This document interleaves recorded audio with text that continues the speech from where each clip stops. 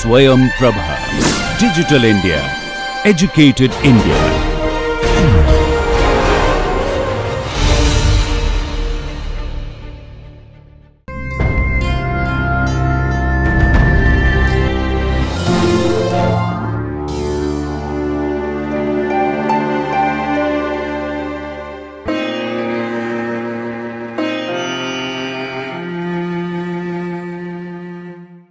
Hi everyone, this is Mallika Pathak from Miranda House, University of Delhi. Continue with the course on gaseous state for the students of BSc Honours Chemistry and BSc with Chemistry. This is Module 2 and Lecture 2 of the series. The academic expert of the course is Dr. Amrita T. Sheikh, and the recording is being done in the DTH Swayam Prabha project of the MHRD, New Delhi. Now, before we start with today's lecture, let's look at what we had done in the previous lecture. We had talked about ideal gases and real gases, what sort of deviation is seen by real gases with respect to the ideal gas behavior. We talked in terms of PV versus P plot. We defined a new term called compressibility factor called Z. We also plotted its graph. Then we looked at the various equations of state for the real gases like van der Waals, Dietrich, Berthelot, Virial. In fact, we did van der Waals equation of state in detail, and we derived the equation and saw the corrections that were made by van der Waals in the equation of state. We looked at its applicability too. Then we used it for deriving the Boyle's temperature for the real gases, and we continued with virial equation in detail, and with this we wound up the previous lecture. Now, continuing with this theme on gaseous state, today we are going to talk about Andrews' experiment on carbon dioxide. We will take a look at the continuity of state. What are the PV isotherms of van der Waals equation? What are the isotherms at critical temperature? We will also take a look at the reduced equation of state and the law of corresponding states. So let's start with today's lecture. Andrews' experiment on carbon dioxide gas. The first complete data on pressure, volume, temperature relation of a substance in both the gaseous and the liquid state was obtained by Thomas Andrews on carbon dioxide. Thomas Andrews was an Irish chemist and a physicist who did important work on the phase transition between gases and liquids. He was a long-time professor of chemistry at Queen's University of Belfast. He plotted isotherms of carbon dioxide at various temperatures. Later on, it was found that the real gases behave in the same manner as carbon dioxide. From 1861 to 1870, Andrews carried out his famous experiments on the effect of temperature and pressure on the volume of carbon dioxide. Andrews made a systematic study of the effect of pressure on the volume of carbon dioxide gas at different temperatures. The volume of the same mass of carbon dioxide at different pressures and different constant temperatures were plotted by Andrews to obtain the curves known as isotherms. These curves are known as isotherms because they represent the PV data at a given temperature, and they test the validity of the Boyle's law over a wide range of pressure. Now let's look at the apparatus used by Andrews for carrying out his experiment. He had used a simple apparatus for this purpose. There are two glass tubes here, and they have thick capillary tubes at the top and bulbs in the middle. Initially, pure dry air as control gas is passed through this tube for a long time, and the tube is sealed. Similarly, carbon dioxide gas is passed through this tube for a long time and then sealed. The lower ends of the tubes are dipped in mercury. Small pellet of mercury is drawn in both the tubes by alternately heating and cooling. Both the tubes are fixed in an H-shaped steel case having steel stoppers at the ends. The vessel is filled with water the tube containing water, and hence by screwing it in pressure, we can get pressure as high as 400 atmosphere on the system. Since the pressure of the air in both the tubes are the same, from the volumes of the air in A, the pressure of carbon dioxide can be calculated using the Boyle's law. The volume of the carbon dioxide is read from the tube B. Both the tubes are calibrated to read the volume directly. Air is kept at constant temperature. The temperature of the carbon dioxide could be maintained at any desired temperature between 0 to 200 degrees centigrade.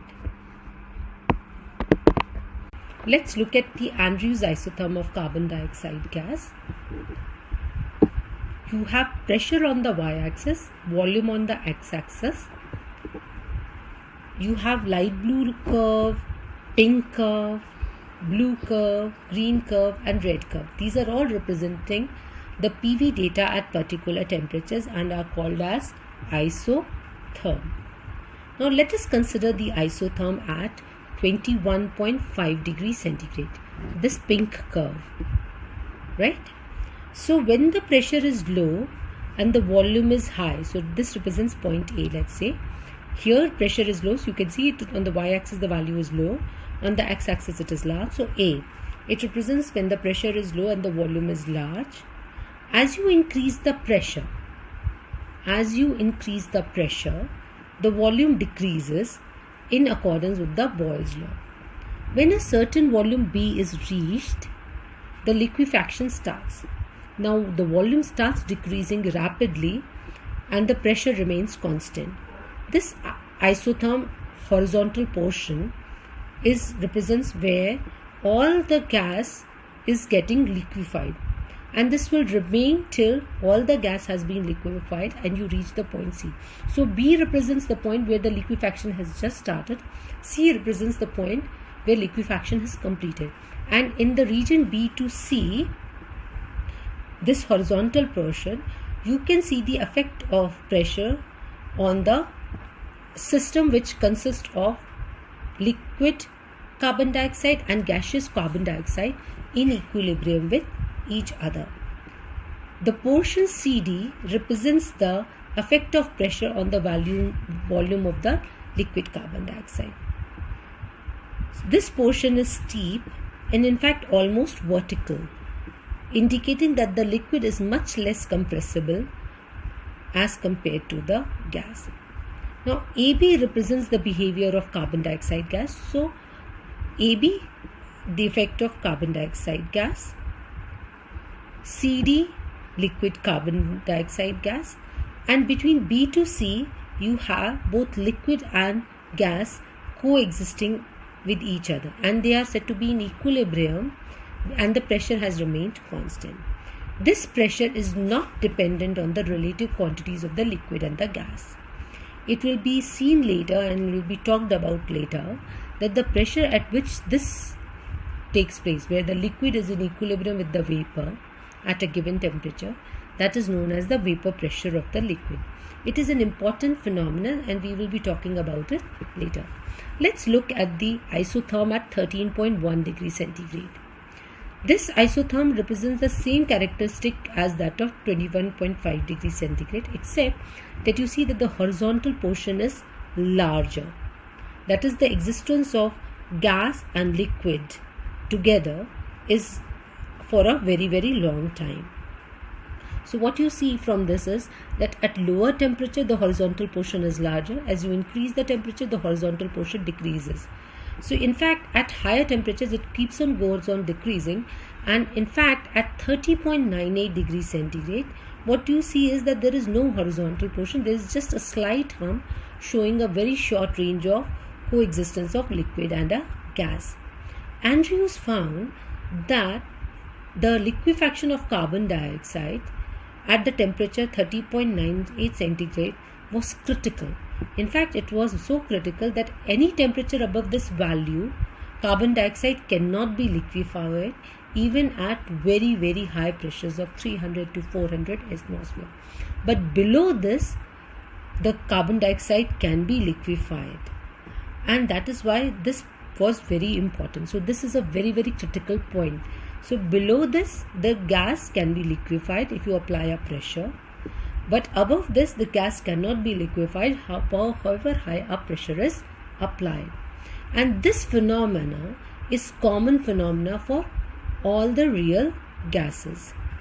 So he came up with this concept of critical phenomena, which will be defined in the next slide. So just see this curve. So you have 13.1 degrees centigrade, you have 21.5 degrees centigrade, and you have 30.98.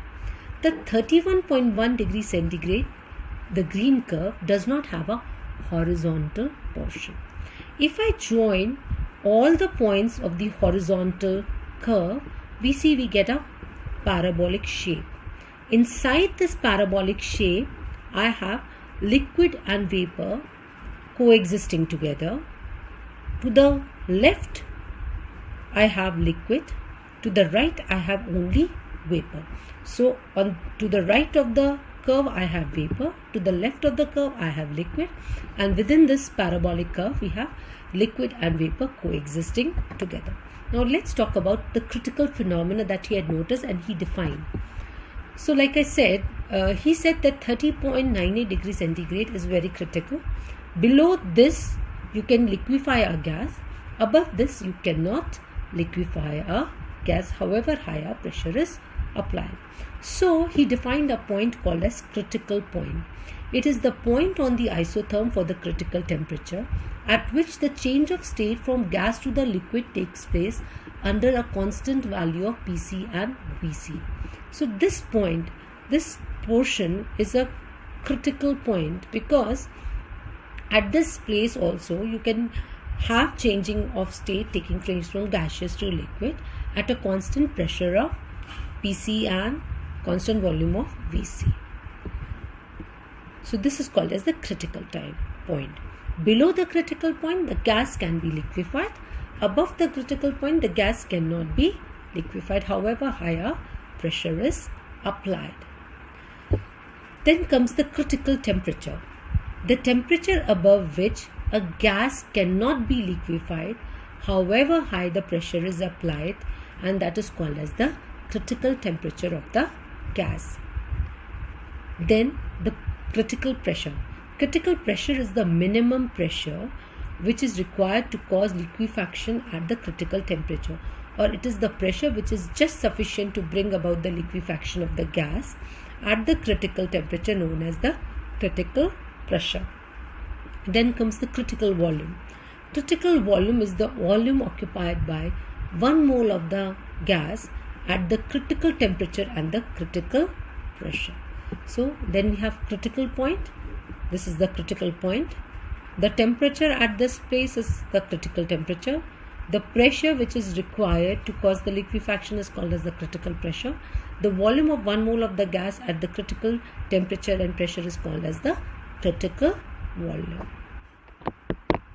Tc, Pc and Vc are collectively called as the critical constants or critical parameters of a gas.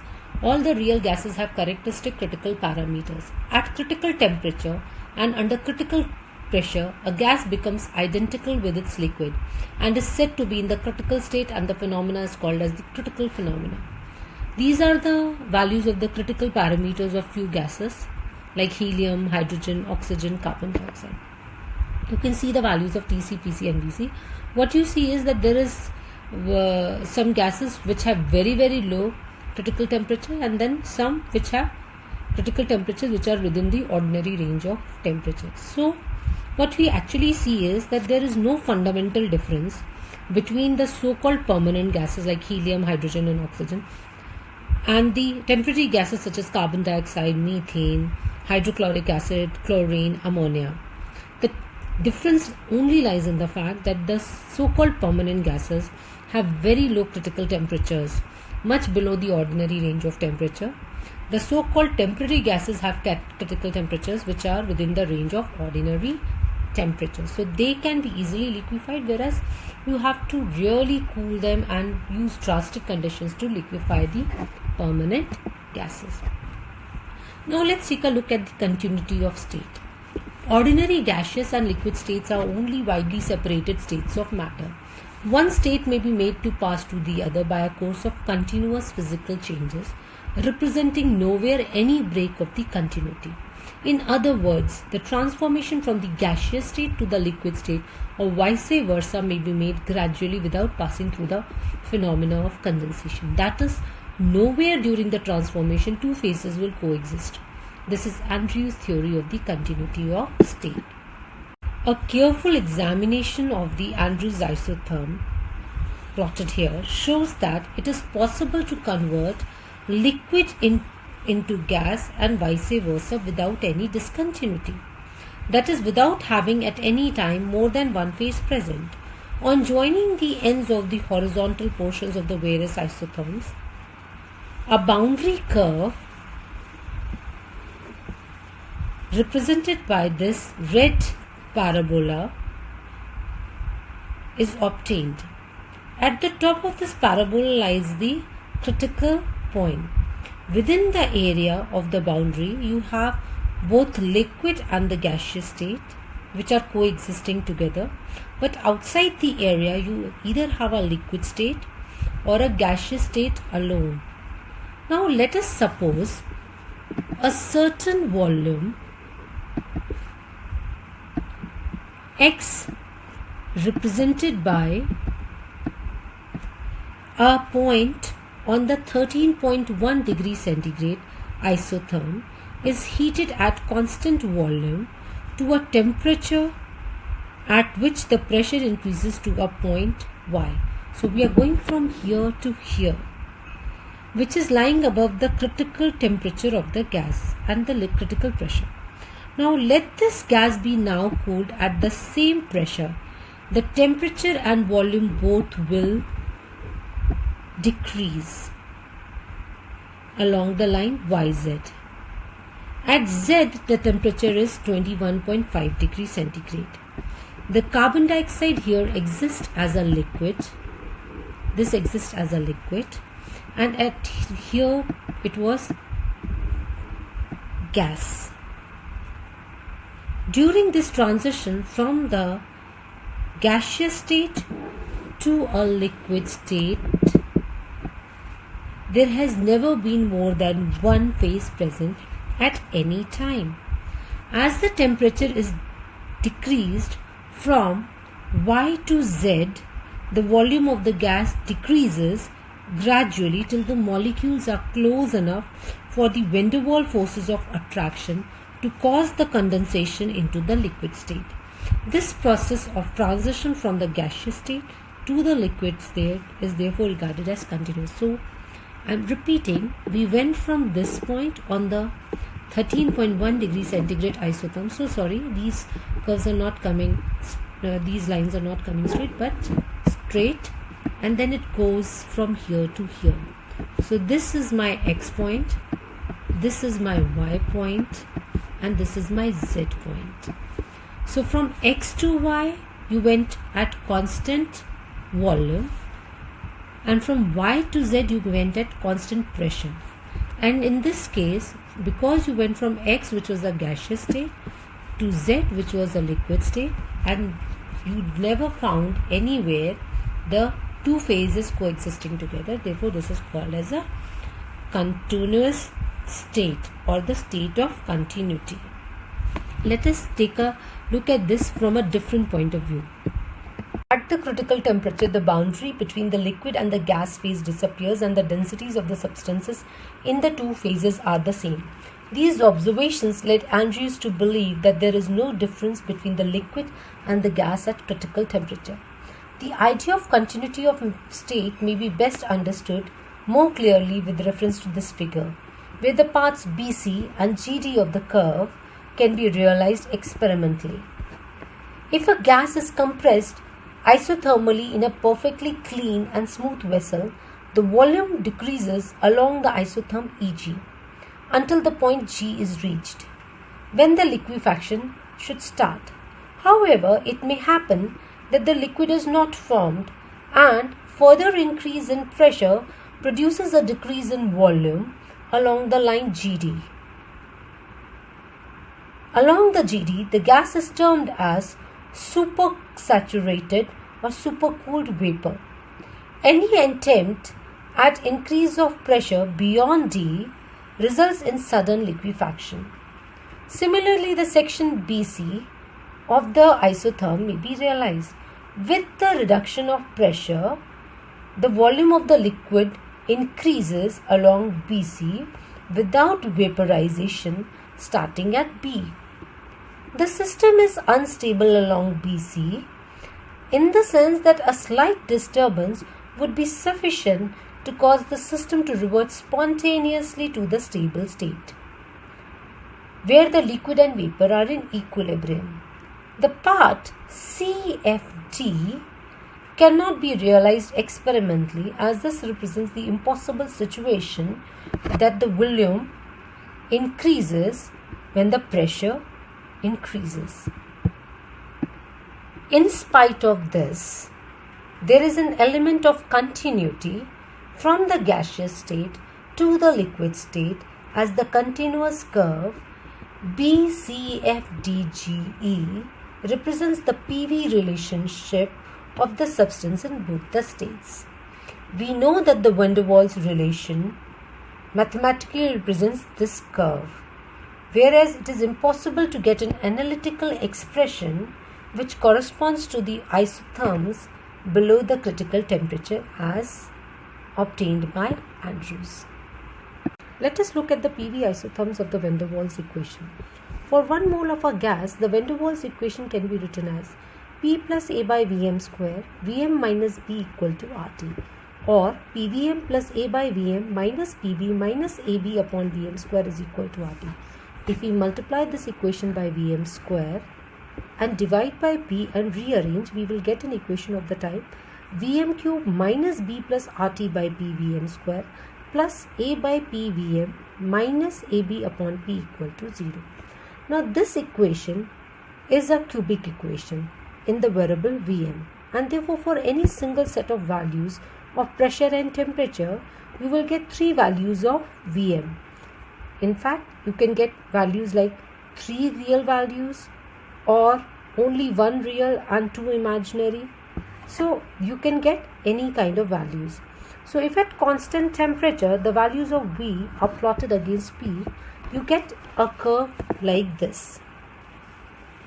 Now what you see in this curve, that at a given pressure you are getting 3 values of V marked as A, C and E at V1, V2, V3 respectively.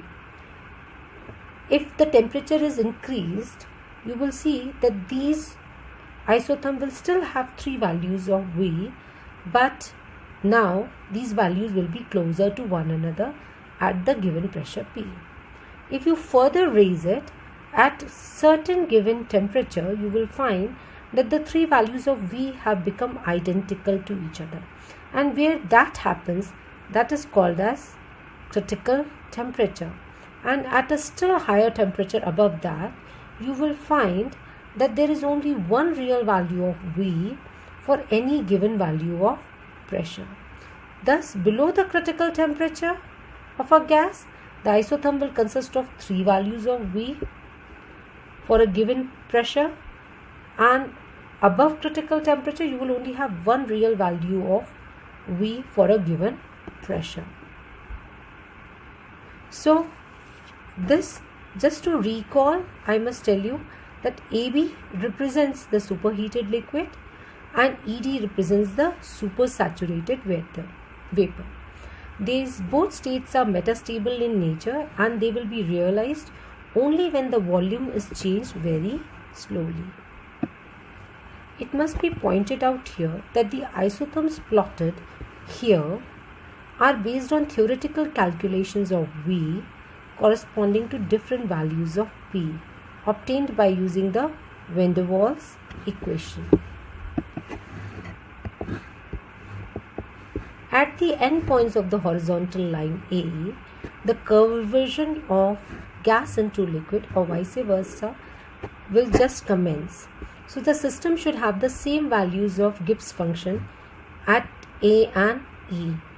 Therefore, delta G from A to E or E to A should be equal to 0.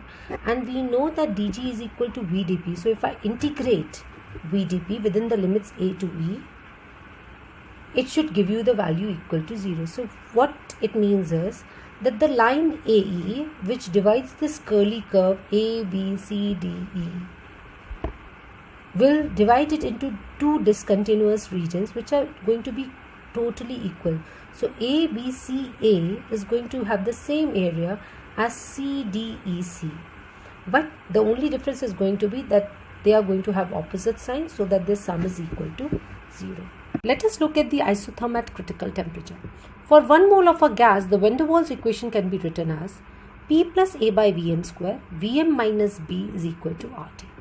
Now this, when multiplied by Vm square and divided by P and rearranged, we get in the form Vm cube minus B plus RT by P Vm square plus A by P Vm minus AB by P equal to 0.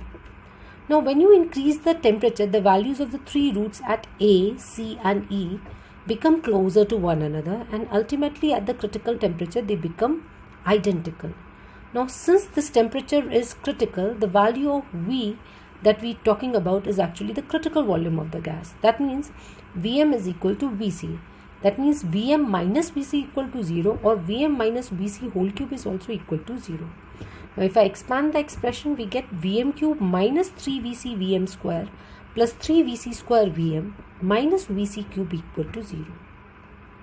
Now equation 1, that is the van der Waals equation with P equal to Pc and T equal to Tc, and the equation 2, that is Vm minus Vc whole cube, must be completely identical, and therefore the coefficient of the individual powers of the Vm must also be the same in both. So if we set these coefficients equal, we will get the following three equations. 3Vc is equal to B plus RTC upon Pc, 3Vc square is equal to A upon Pc, and Vc cube is equal to AB upon Pc. Solving these equations to get the values of Pc, Vc and Tc in terms of A, B and R, we get Vc is equal to 3B, Pc is equal to A upon 27B square, and Tc is equal to 8A upon 27RB. Thus, if the values of Pc, Vc and Tc for a given gas are known, it is possible for us to calculate the values of A, B and R from the equations. So B will become equal to Vc upon 3, A will become equal to 3Pc Vc square, and R is equal to 8Pc Vc upon 3Tc.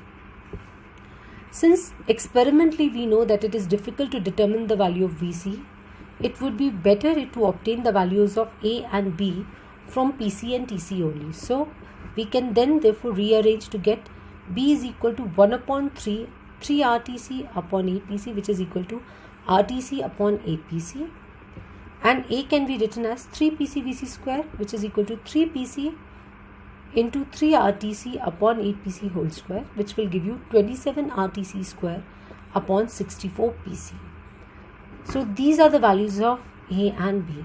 Now if I want to find out the value of compressibility factor at the critical state, so this is the critical compressibility factor Zc, which is equal to Pc Vc upon RTC. Just substitute the values of Pc, Vc and Tc and you will get the value equal to 3 by 8, which is equal to 0.375. So this value of 375 shows the critical compressibility factor for a gas which behaves like a van der Waals gas. So these are the values of PV upon RT given at the critical state, or the values of Zc, that is the critical compressibility factors for various gases. Now you will see that the values of Zc, when you compare with the van der Waals value that we got, that was 0.375, you see that the agreement is not very good. The reason behind this is that the van der Waals equation is not very accurate to predict the behavior of a gas near the critical state. What is the value that we were supposed to obtain? 0.375. And what is the value that we are getting for most of the gases? 3.13, 3.28, 3.42, 3.42, 3.48. That means most of the gases are not behaving like a van der Waals gas at the critical condition. Let us look at the alternative way of expressing the critical constant in terms of the van der Waals constants. The property that we are going to use here is that the slope of the PV curve is negative before and after the critical point and has a maximum value of 0 at the critical point. So we will put the slope equal to 0, that is del P by del V at constant equal to 0, and that the slope has a maximum value, so that means del square P by del V square at constant equal to 0. Now let's rewrite our van der Waals equation in terms of P. So P is equal to RT upon Vm minus B minus A upon Vm square. Let us do a differential of this to get the slope. So del P by del Vm at constant T is equal to minus RT upon Vm minus B whole square plus 2A upon Vm cube. Let's do a double differential to get the maxima. So del square P by del V square at T equal to Tc is equal to 2RT upon Vm minus B whole cube minus 6A upon Vm4. Now this is at the critical point. So at critical point we know that V is equal to Vc, P is equal to Pc and T is equal to Tc. So just substitute these values into 2A and 2B. So if you substitute the values, you get two equations. RTC upon Vc minus B whole square is equal to 2A upon Vc cube, and you get 2RTC upon Vc minus B whole cube is equal to 6A upon Vc4. Now these are two equations which can be solved to give you the values of Vc, Pc and Tc. So I am trying to solve them using the simultaneous method. So I divide 2c by 2d. So I get Vc minus B upon 2 is equal to Vc upon 3. So that means Vc is equal to 3b. If I substitute this value of Vc in the 2c, then I will get RTC upon 3b minus B whole square is equal to 2A upon 3b whole cube. Let us solve this and we will get the value of Tc. So Tc is equal to 8A upon 27RB. Now we want to get the value of P. Now P we already know from the van der Waals equation is equal to RTC upon Vc minus B minus A upon Vc square. Just substitute the values of Tc and Vc and you will get this equation. So P is equal to A upon 27B square. The same that you were getting previously when you were trying to equate the coefficients of the Vm minus Vc whole cube with the van der Waals equation in the cubic form. So this is another way of getting the values of critical constants in terms of A, B and R. Now let's look at some numericals. Now the first numerical is estimate the critical constant Pc, Vc and Tc of a gas with van der Waals parameters. A is equal to 0.751 atmosphere liter square mmol minus 2 and B equal to 0.0226 liter per mole. So what is the value of Vc? We know Vc is equal to 3b. So just substitute 3 into B. Now we know that Pc is equal to 8 upon A upon 27B square. You know the value of A, you know the value of B. Just substitute and you get the value of Pc. And what is Tc? Tc is equal to 8A upon 27RB. Just substitute the values of A and B and R and you get the value. So this way you can get the values of any critical parameter or all the critical parameters if you are given the values of A and B. Similarly, if you are given the values of Tc and Pc, then you can get the values of van der Waals constants. So let's see. You are given that the critical temperature and the critical pressure of the oxygen are minus 118 degrees centigrade and 49.7 atmosphere. Calculate its van der Waals constant. So you are given the values of Pc, you get the values of Tc, just convert it into Kelvin. Now you can get the value of A and B. So A is equal to 27 RTC square upon 64 Pc. Just substitute the values, and B is equal to RTC upon 8 Pc.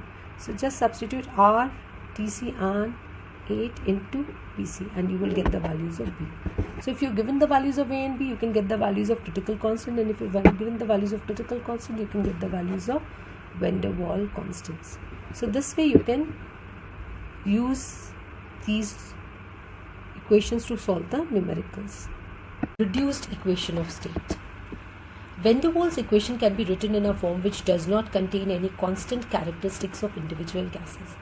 Such an equation will therefore be applicable to all gases. In order to obtain this equation, we define reduced pressure, reduced temperature and reduced volume as follows. PR is equal to P upon Pc, TR is equal to T upon Tc and VR is equal to Vm upon Vc. Therefore, P can be written as PR into PC, T can be written as TR into TC, and Vm can be written as VR into Vc. So reduced properties, they provide a measure of the departure of the conditions of a substance from their own critical condition. So when I substitute these values of P, T and V into our van der Waals equation, which is P plus A by Vm square, Vm minus B is equal to RT, I get an equation which is PR PC plus A upon VR square Vc square into VR Vc minus B is equal to RTR TC. Now if I replace PC, Vc and TC in terms of van der Waals constants and R, we get PR into A upon 27B square plus A upon VR square into 3B square into VR 3B minus B is equal to RTR 8A upon 27RB. So this, when you solve, will give you PR plus 3 by VR square into 3VR minus 1 is equal to 8TR. This is called as the reduced equation of state or the van der Waals reduced equation of state. Since this equation does not involve any of the van der Waals and the critical parameters which are characteristic of the gases, it is applicable to all the substances whether in liquid state or in gaseous state. It's irrespective of their nature. Now this is a graph of Z versus PR for the gas, for any gas at different values of TR, and you can see that the curves all look the same. Now let us talk about the law of corresponding states. The law of corresponding states is also sometimes called as the principle of corresponding states, and it is stated by van der Waals.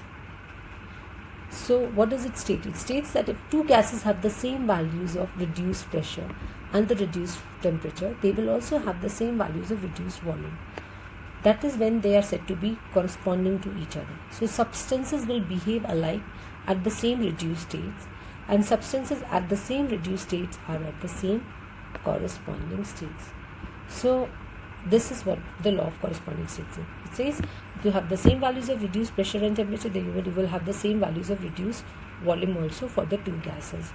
And if they have any two substances which are at the same reduced state, they will also behave in a similar manner, and that is when they are said to be in the corresponding states. So substances at corresponding states will behave alike. Now let us find out the value of Z. Z is equal to PVM upon RT. Let us just substitute the values of PV and T into this in terms of PR, VR and TR. So we get PR into PC into VR into VC upon R into TR into TC, which when you separate you will get PC VC upon TC into PR VR upon TR. Now we know that the PC VC upon TC value is equal to 3 by 8 for van der Waals gases. So 3 by 8 into PR VR upon TR. Now we know that the right hand side of the equation therefore has become independent of the nature of the gas. Hence what you should obtain is that the value of Z is same for all the gases. So this is what the law of corresponding states states that. Let us take a look at a numerical. Calculate the pressure for 1 mole of a gas at 313 Kelvin, occupying a volume of 0.107 decimeter cube per mole using law of corresponding states. Vc is equal to 0.0957 decimeter cube per mole, Tc is equal to 31 degrees centigrade, and Pc is equal to 73 atm. R we know is equal to 0.0821 liter atmosphere per Kelvin per mole. So just take the values of PC, Vc and Tc. Tc you need to convert into Kelvin. So now you have the values. So let us try and solve. So PR is equal to P upon 73. PR is equal to P upon 73. VR is equal to 0.107 upon 0.0957. And TR is equal to 313 upon 304. So we've got these values. Now substitute these values into the reduced equation of state and you will get PR is equal to 8 TR upon 3 VR minus 1 minus 3 by VR square. So when you substitute these values here, you get P is equal to 80.227 atm. So pressure will come out to be 80.227 atmosphere. So with this we wind up today's lecture. And let's just recall what we've done in today's class. We've talked about the Andrews experiment on carbon dioxide. We have taken a look at the continuity of state. Then we solved the PV isotherms for van der Waals equation and got the values of PC, VC and TC in terms of A, B and R. We looked at the isotherm at the critical temperature and followed by reduced equation of state and the law of corresponding states. So with this we wind up today's lecture. Thank you so much. Stay home, stay safe, take care of your family members. Bye bye.